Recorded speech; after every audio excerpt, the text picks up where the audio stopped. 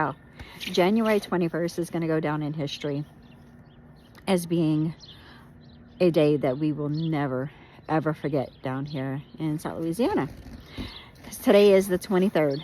It is now the second morning that we are waking up to a winter wonderland.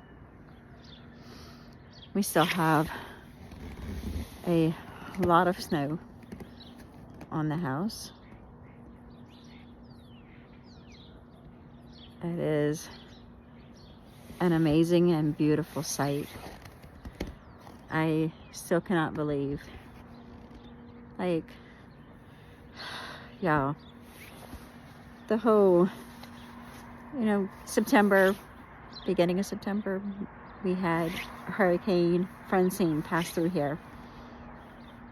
And now we've had a snowstorm. Just words cannot describe.